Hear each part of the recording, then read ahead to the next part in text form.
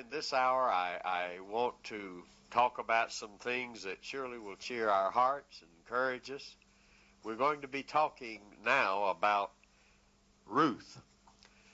I said earlier that we have not seen the whole story of Judges, all that the Bible has to say about the period of the Judges.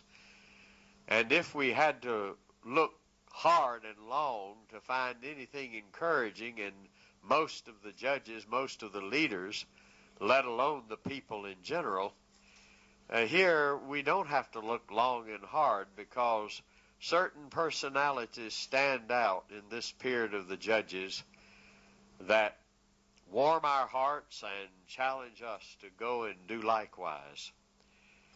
The book of Ruth is one of those books, and we are told that the things that are recorded here happened in the time of the judges, when the judges judged. During that time, there was a famine, and a certain man of Bethlehem, Judah, went to sojourn in the country of Moab, he and his wife and his 2 sons. Now, you remember already that in our studies of the period of the Judges, in the latter section there, that began in chapter 17, went through 21, that in that section we were told of 2 individuals that were not very savory characters at all, were for the most part not exemplary people, and they were from Bethlehem of Judah. We have to remember that the name of Bethlehem of Judah at that time meant little or nothing. It was simply a small village south of the Jebusite city, later to be known as Jerusalem. And it would be an inconspicuous place in those days. There was no reason for anyone hearing that name to perk up his ears and say, "What's this about Bethlehem?"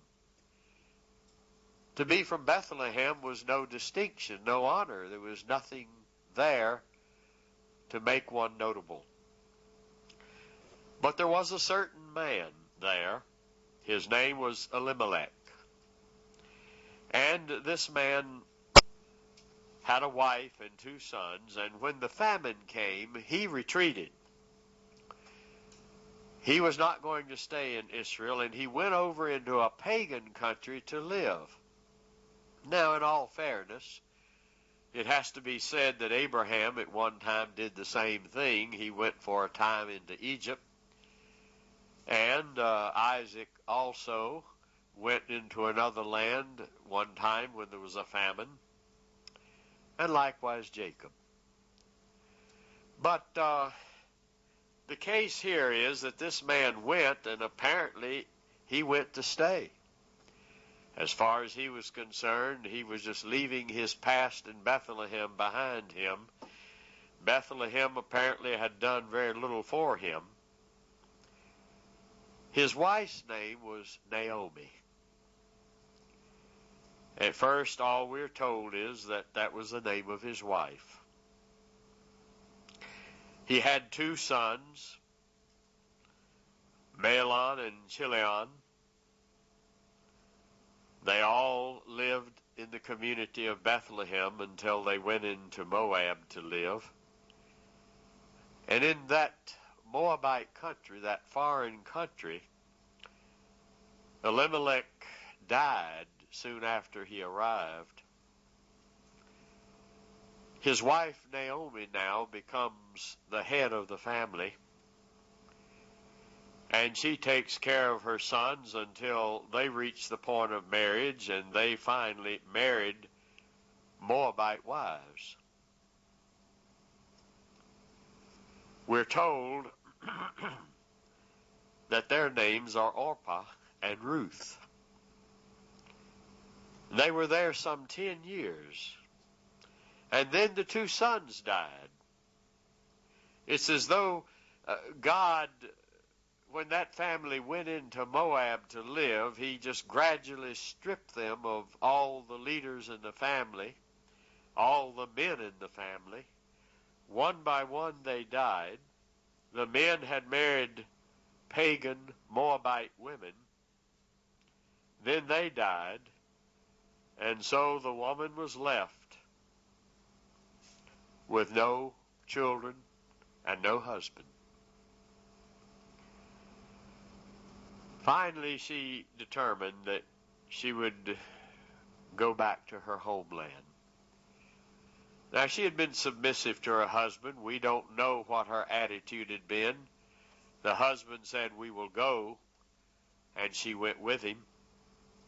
She stayed there even after the husband was dead and did her best to bring up her sons in the way they ought to be brought up, but then they married pagan wives, and after a time they were dead. In the meantime, she had gotten news back from Bethlehem, from probably some traders going back along the route, that things were now better in Bethlehem. The famine was over, and she determined that she would go back home. As she made preparation to go, she wanted to do what was right by her daughters-in-law, and she said to them, "Now you go on back to your own family." They had felt an allegiance to her. "You go on back to your families, each of you to your mother's house, and the Lord deal kindly with you as you've dealt with the dead and with me. The Lord grant you to find rest, each of you to find a husband." She kissed them, and they together wept. It was a very moving scene, a scene of evidence of great love that had developed between these three women, all of whom had been bereft of their husbands.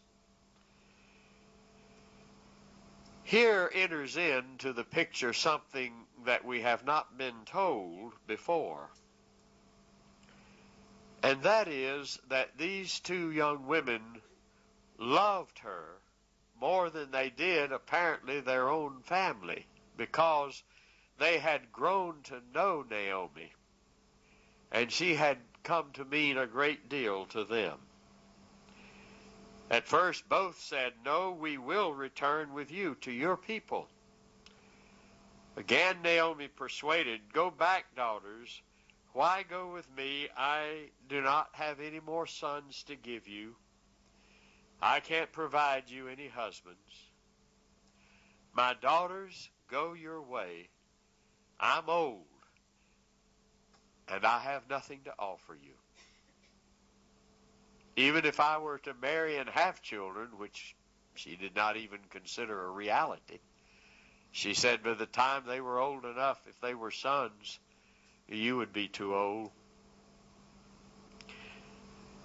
She said, "It grieves me for your sake, for the hand of the Lord has gone against me." She seemed to feel that God was in some way bringing his judgment against her.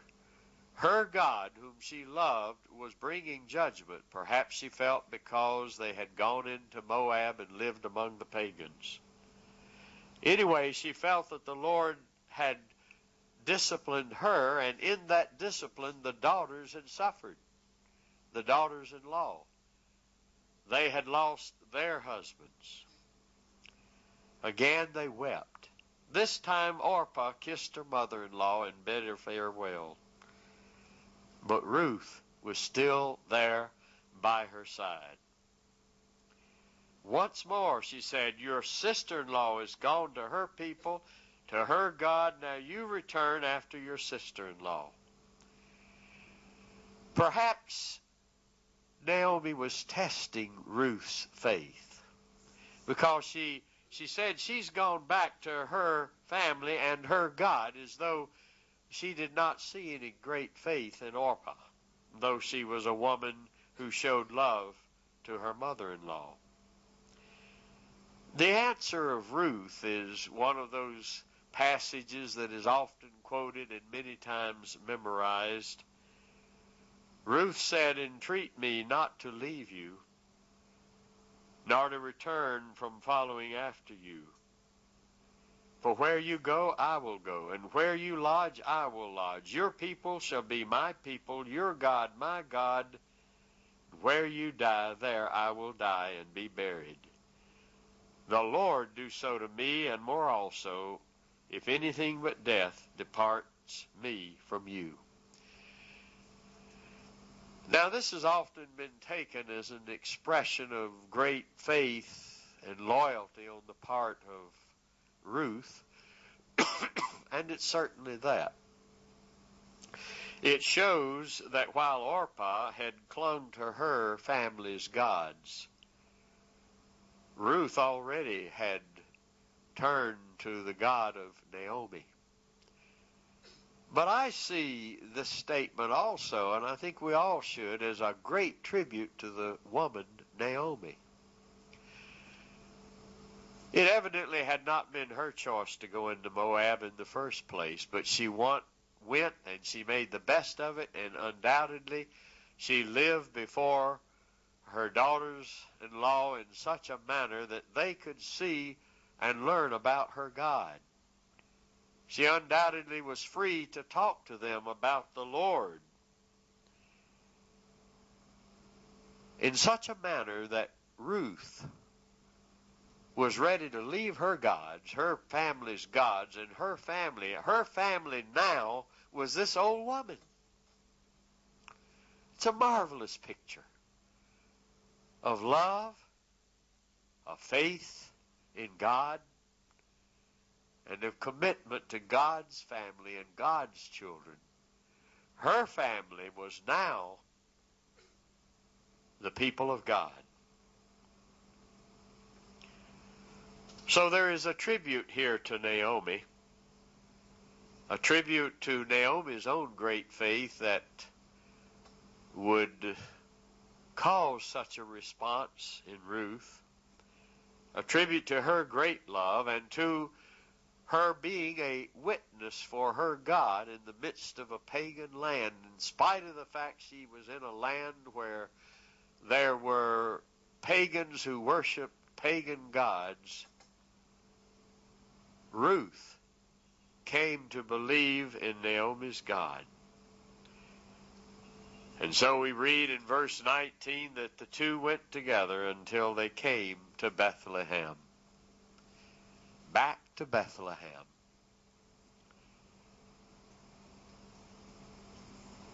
When she came, her friends and those who recognized her said, "Is this Naomi? Can this be Naomi?"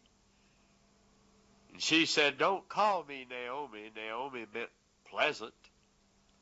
"Call me Mara," which means bitter. For the Almighty has dealt very bitterly with me. Now, we should not quickly think to rebuke Naomi for her expression here. After all, she understood that whatever had happened to her came from the hand of God, and it was bitter, it was hard, it was tough. She was not bitter against God, but she said the Lord had dealt bitterly. That means in a harsh manner with her. "I went out full, and the Lord brought me home again empty.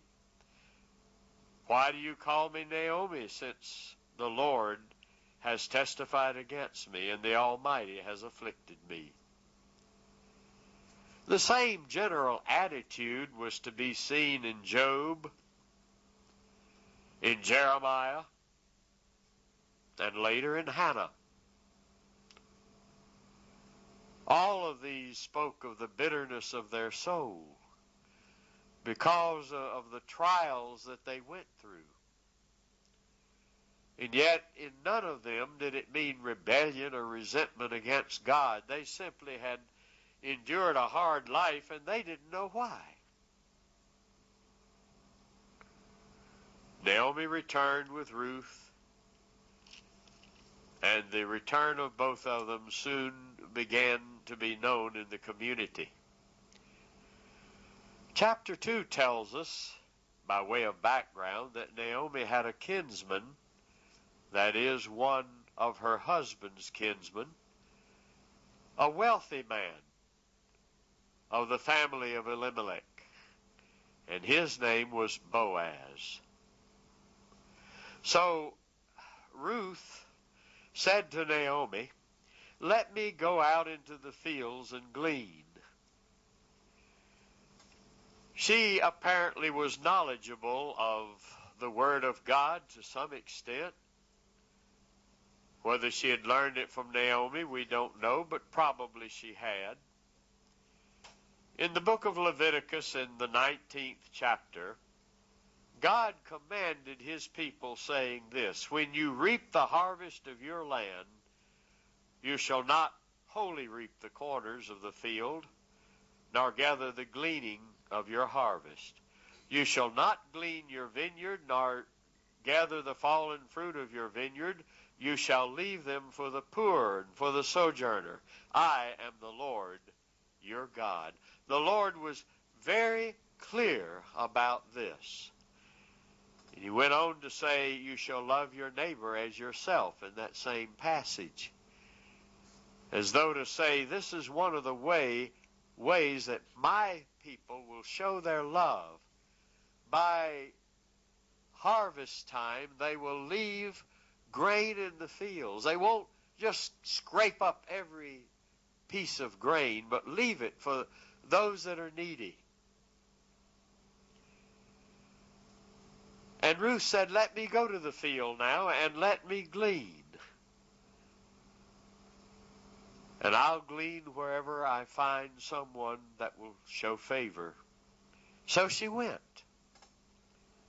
Now the Bible says in verse 3, it happened that she lighted or arrived or came to the portion of the field belonging to Boaz. Now the Bible is not implying that it was just a lucky chance. The Bible always speaks of God's sovereignty controlling everything that happens in the life of his children, and this was certainly one of his children, Ruth. No, God led her to that place, and as she gleaned, Boaz came out to the field, and we see something of the nature of Boaz here as he comes out and he speaks to these reapers. Now, they were hired laborers that worked in the fields, and his greeting to them was, "The Lord be with you." A greeting of kindness and courtesy. He was a rich landowner, and they were just day laborers. "The Lord bless you," they said. Boaz, as he observed this woman, said, "Now, who is she?" And they explained, "She's that Moabite woman that you've probably heard about that came back with Naomi from Moab. She said, 'May we glean with you?' And we allowed her to do so. So Boaz went up to Ruth, and he said to her, 'My daughter, do not go to any other field. Abide here.'" Now it's obvious by calling her daughter, he was a good many more years older than she was.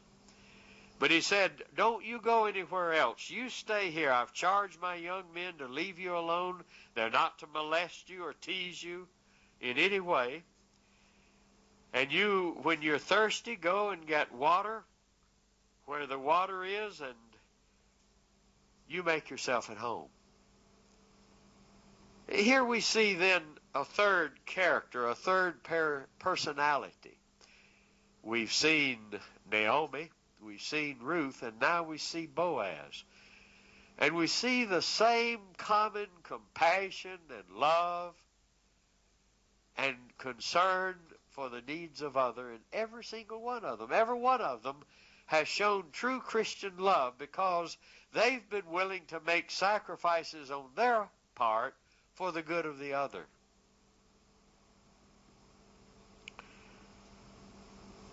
Boaz said, "I have learned, it's been fully shown me all that you've done for your mother-in-law. The Lord recompense your work and give you a full reward from God under whose wing You are come to take refuge. I remind you of the closing words of Psalm 2. Blessed is he who takes refuge in God. And that's just what Ruth had come to do. In the Psalms, that means one who has come to put their trust in him. They have believed in him. They have run to him in faith. When it was time to eat, Boaz invited her again to come and eat. And she was given parched grain and fed. Boaz said to the young men that were working in the fields, now, you let her glean and you protect her, and you see that she has plenty. In fact, I want you to pull out some of the good sheaves and just throw it down there so she can find it. I want her to go home with full vessels. Again, we see the kindness of Boaz. She gleaned until evening. She brought it home, and her mother-in-law was impressed with how much prosperity she had had. And he said, where have you gleaned this day? She said, in the field of one named Boaz. Naomi recognized the name. She said, let him be blessed of the Lord. He's not left off the kindness to the living and to the dead. He's one of our kin. Now, the significance of this is that according to the law of God, kin had a responsibility for widows who were left behind. And Naomi read this as extremely encouraging that this rich relative would take such interest in Ruth and Naomi and begin to take on himself the responsibility for the care of them. As we come into the 3rd chapter, Naomi begins to work a plan in her mind. She knows God's word. She knows Boaz is a man of God. What she says, Boaz is our kinsman. He's winnowing barley tonight in the threshing floor, and I want you to go in there after they have all celebrated the day's threshing and lain down and gone to sleep. I want you to go in there, mark the place where he lies, and then I want you to go in and uncover his feet and lay down at his feet. It was a symbolic act in which Ruth would be expressing her desire that he, as a kinsman who was, according to the Bible, in line to take her as his wife, do so if it so pleased him. In the morning, when Boaz awoke early and he saw her at his feet, at first he was startled, but then he was deeply moved. He said, you are a blessed woman because you are young, you're pretty. You could have any one of the finer, handsomer men in this community, and yet you have said that you would cling to me. But, he said, there is a kinsman closer than I. Now Boaz began to develop a plan. There was a kinsman who had the first right to both the property of his in-law, that is, of his brother, his dead brother's or dead kinsman's wife, the widow. He had first right to buy that property and to give her, of course, the money for that property. And so he decided that what he would do would be go talk to this man and see what mood that man was in terms of his right of redemption, that is, of buying back the property. It would go to the one closest to the man that had died, Elimelech. Ruth went home, and Boaz and Naomi was interested in what had happened. What did he tell you? What went on? And the answer was, well, he says there's someone else that's closer kin, and he'll work it out. He'll see what he can do. This encouraged Naomi, and she said, sit still, my daughter, till you know how the matter will fall. For the man will not rest till he's finished this matter. He's a man of integrity. He's a man who, when he takes up a task, he'll see it through. Let me just pause here. Do you see any similarity between these personalities and those we've seen in the book of Judges? It's hard to find any. Here is the grace of God at work in the hearts of these three different people, marvelous people. Great in any generation, great among the people of God in any generation of the history of the people of God on earth. Boaz went to the gate, and he found that near kinsman, and he took 10 men, and he brought them to the elders of the city, and he started out in a very interesting way. He said, now Naomi, you know, has come back, and she wants to sell that parcel of land that belonged to our brother Elimelech. And I wanted you to know, because you're the closest kin, and you can buy it if you want to, and you can transact that right here in front of the gate. Now, the gate was sort of like the courthouse, where all the business of the city could be carried on. Right here in front of all the leaders in the community, you can redeem this property right now. And the man thought, well, why not? This is some property, and I would like to have it, and it might be useful to me. Sure, I'll redeem it. Now, note that this man had shown no interest whatever. He must have known he was closer kin to Naomi's husband than Boaz. He must have known she was back. He must have known there was land that belonged to Elimelech that now was in her hands. Yet he had not taken any initiative. He had not himself, in other words, moved to do the duty of a kinsman as the law of God required.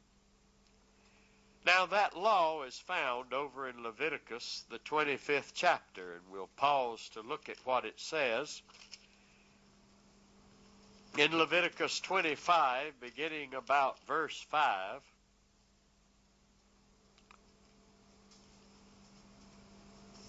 wait a minute, have I got the right passage here? No, I'm sorry, I haven't. Let me see. Maybe it's in Deuteronomy is what I want. Let me see. Deuteronomy 25, that's it. Deuteronomy 25:5. If brothers dwell together and one dies and has no son, the wife of the dead shall not be married without to a stranger, but her husband's brother or nearest of kin shall do the duty of a husband's brother to her. And it shall be that the firstborn that she bears shall succeed in the name of his brother that's dead, that his name not be blotted out of Israel. And the same law also applied in terms of selling the parcel of ground. At any rate, what we find, going back to Leviticus, because I think it does have something there to say to us, in Leviticus 25, verse 5 following, let me see here.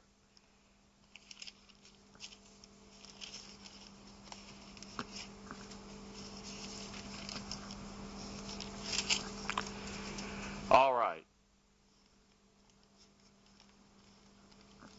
If you walk in my statutes and keep my commandments and do them, I will give you rain in the season, and the land shall yield its increase, and the trees of the field shall yield their fruit. Your threshing shall reach to the vintage, and the vintage shall reach to sowing, and you shall eat your bread to the full. Well, I'm sorry. I don't find the passage I want, and I apologize, but there is a passage that has to do with the selling of the property as well. But it all had to do with this law called the levirate law, that was one in which the brother had the right to buy the property, but also he must take the wife, the widow of his deceased brother, and he must raise up to her children. Now this man, the near kinsman, had already said that he indeed wanted the land. But Boaz now said, well, when you buy that field, then you must also buy it of Ruth, the wife, to raise up the name of the dead in his inheritance. The man immediately said, I can't do that. If I do that, I'll mess up my own inheritance. And he backed off, and he said, Boaz, you go ahead and do it, which is, of course, what Boaz wanted to hear. And Boaz and he then, in front of the people, sat down to confirm it. And the way they confirmed this deal before the people was, the man drew off his shoe and gave it to his neighbor. And it said here that this was a manner of doing in those days in Israel. If you go back to Deuteronomy 25, what it actually says there in fullness is that if a man refuses to marry, take to himself the wife of the deceased brother, and to raise up a child for his brother's name, then he shall sit down, and he shall with shame pull off his shoe, his slipper, and he shall be known from that point as the man who pulled off his shoe, which was a matter of disgrace.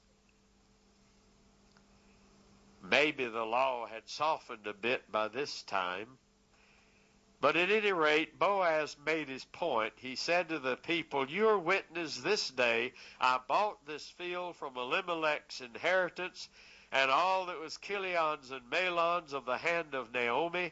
Moreover, Ruth the Moabitess, the wife of Mahlon, have I purchased to be my wife, to raise up the name of the dead. And what a name, by the grace of God, he was going to raise up. What a name.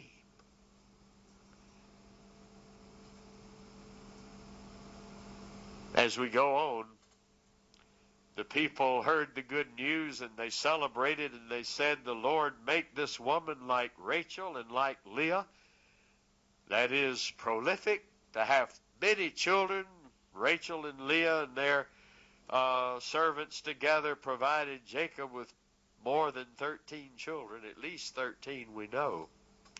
Let her name be famous in Bethlehem. And let your house be like the house of Perez, whom Tamar bore to Judah. Now Judah, of course, was that one to whom the people of Judah traced their own inheritance and lineage. Boaz took Ruth. She became his wife. She conceived.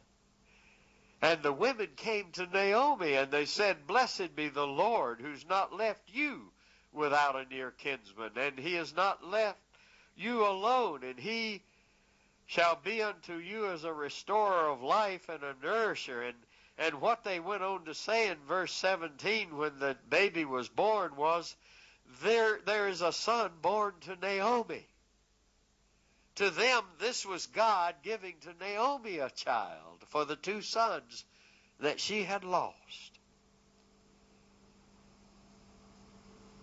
We just read a while ago that he was to raise up a child in the name of the dead. And what a child that was. His name is Obed. He bore Jesse. Jesse bore David. And of the lineage of David, Mary bore the Lord Jesus Christ to a Moabite woman, to a woman who had lost her two sons. Oh, the grace of God.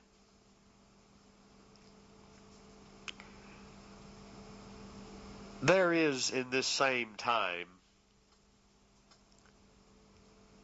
another family, likewise godly, and before I close, I want to mention that family as well.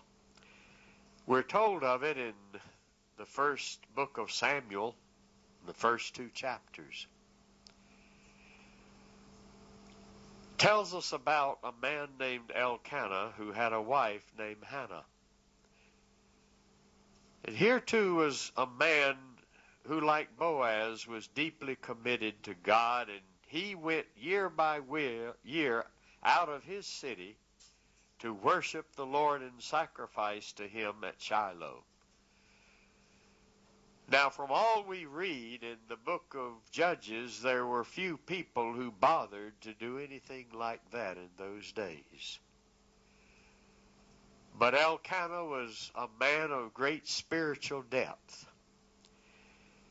And the evidence of this is in the fact that he loved Hannah and he loved God. He went year by year to worship. And we're told that because Hannah could have no children, he gave her a double portion. He loved her, but the Lord had shut up her womb. This hurt Hannah deeply, that she could not bear a child. And with a broken heart she approached unto God on one of those visits to Shiloh. Bitter in her soul, like Naomi had been, she prayed to the God, her God, and wept before the Lord, and she said, "O Lord, if you will look on my affliction, I have no child, I will love my husband, I want to honor him with a child, I can't. If you will not overlook the need of your handmaid, but give me a child, a man-child, a son, then I will give him to the Lord all the days of his life. There will be no razor come upon his head. He can be a Nazarite." Now, we've seen Jacob bargain. We've seen Jephthah bargain with God.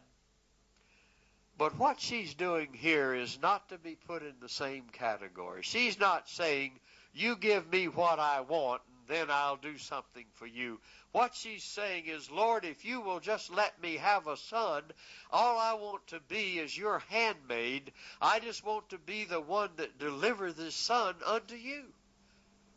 The one that brings this son to you, and I will give him to you to serve you all the days of his life. Lord, I just want to be a channel of blessing, a channel of your grace to your people." Certainly not a selfish prayer, one of commitment and dedication. Now, if you want a commentary on those days, she was moving her lips in prayer as she bowed before God there at the tabernacle and prayed. She was praying to God in her heart, but she was moving her lips, and the priest saw it, and he couldn't even recognize prayer when he saw it, or a prayer when he saw one. He thought she was drunk. "Woman, what are you doing there, muttering to yourself?" He didn't know prayer when he saw it. She said, "Oh no, I'm a woman of sorrowful spirit, and I've just poured out my soul to the Lord." And she told him what she had prayed for, and he said, "Go in peace then, and the God of peace grant your petition." She went back home. She conceived. She bore her child. She named him Samuel. Now the name Samuel means his name is God. That doesn't mean she was trying to name her son God, but what she meant was the name of him who has given me this son is God. She wanted to glorify God and thank him in every way. And when the time came, she brought Samuel before Eli and before the Lord, and she left him there before the Lord, saying, "I have granted him to the Lord as long as he lives. He's granted to the Lord." And Samuel, as soon as he was weaned from his mother's breast, went to live in the temple of God.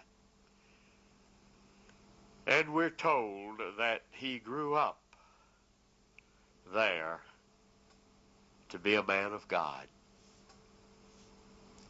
Later, Samuel would be the one that would lead the people of Israel out of the days of the darkness of the period of the judges. He himself was the final judge. And he was the only one that is exemplary. The Bible does not say one negative thing about Samuel. Not one, and that's extremely unusual. Not one negative thing is said about Samuel. That doesn't mean he was sinless, but it's a tribute to the man. And God used him to bring the people back to himself, as subsequent chapters of the book of Samuel say.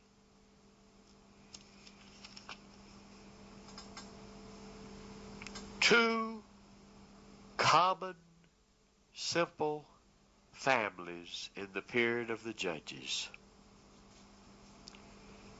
Devout parents. Not like the majority in that day. People who were willing to live their lives contrary to the trend, contrary to the influences around them. They took a bold stand. They honored God in their homes. And their lives had an impact on those around them. Does this not show us the power of a devout home in the plan and purpose of God? Does it not show us what can happen in the worst of times if there will be families, husbands and wives with their children, who are bold enough to stand against the times and the trends and the examples around them, even among the religious and those who may be active in the church? People like you and I who live in times that often discourage us, often spend our time wringing our hands and saying how awful this situation is. Where is this country headed? Where is the world going? Nothing can be done about it. Well, the book of Ruth, the opening chapters of 1 Samuel, show us that in the worst of times, in the times of the judges, there were nevertheless devout families that took their stand. And from one of those families came a man who was to lead the people of Israel back to God, who was to lead them out of the wilderness of the era of the judges back into sweet fellowship with God. And from the other family came a man who was to be the greatest king on earth that Israel ever had, and from whose loins ultimately would come the King of Kings. What can God do with a couple of humble, yielded, consecrated families? Do you need to ask?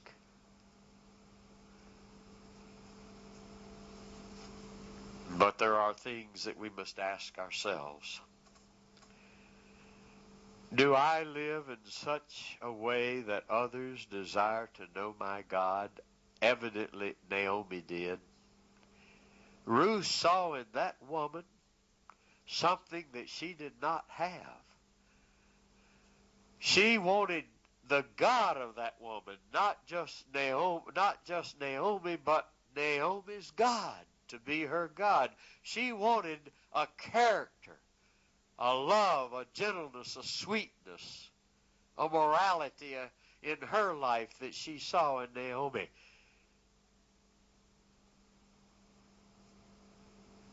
Do I live that way? Do you?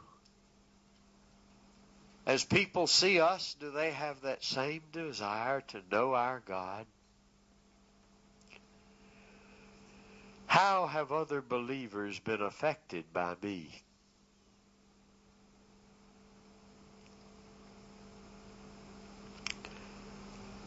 Ruth was greatly affected by the simple witness of her mother-in-law. Have I, as I look back in my life, people I can think of whose life had a great impact on me, whom God used because of their godliness to draw me close to God? Other than my parents, I think particularly of one dear woman. She was a cousin, but much older than I.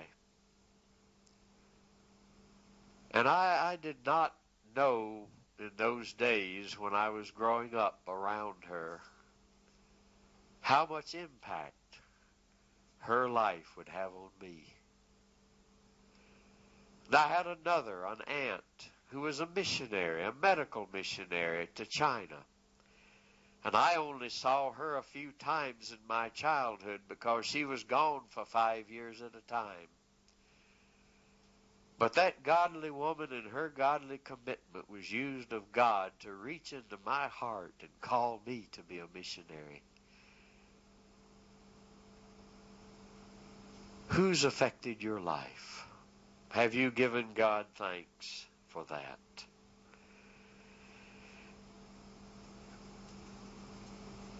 Has bitterness at times in my own heart turned me from God or toward God? Bitterness evidently turned Naomi's husband against God. He just walked out on God. But Naomi turned to God in the midst of her bitterness. Do I appear gentle toward others, caring, loving? Boaz did. He showed the same love to his hired help as to Ruth, to Naomi. He was a man of God, gentle, kind. As a rich man, he could have been overbearing and powerful and pushing and getting his way. But he wasn't that kind of man. How do I appear to others? Do I drive them from me because of my harshness, my meanness, my arrogance?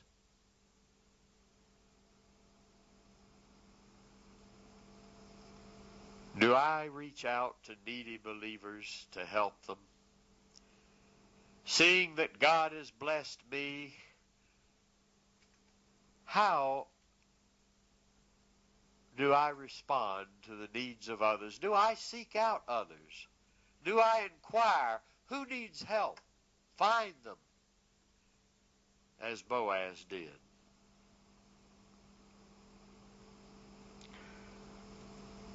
Do I see God's hand in all that happens to me?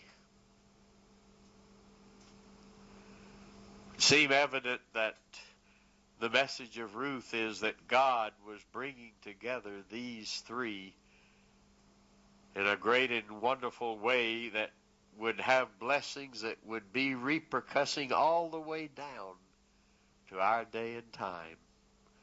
For it's our Lord Jesus Christ that was the ultimate result of what went on in the fields of Boaz so long ago. Have I considered what by faith I can do in these days? These are not encouraging days, as we heard earlier. Sometimes it's hard to remember whether we're reading about the period of Judges several hundred years before Christ, or we're reading about the world we live in today. Have I honestly considered what by faith I can do in this time? What about me and my family? Have we ever consciously put ourselves in the hands of God and said, Lord, cleanse and form us and prepare us to be a blessing in any way you will use us. Make us a blessing, Lord. Take this humble family, fathers, mothers. There may not be much you can do about the world around you. You can't change it. You can't alter the way the company you work for does its business. You can't particularly change your job into something else. But there is a domain that God has put in your hands entirely, and that's your family. That's your domain.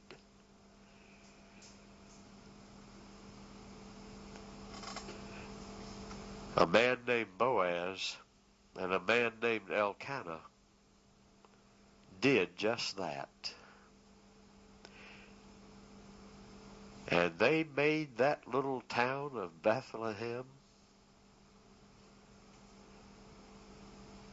to be a name that today thrills every believer in Jesus Christ.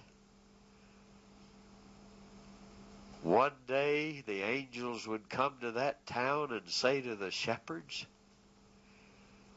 "Fear not, there is born to you this day in the city of David a child, the Christ, a Savior."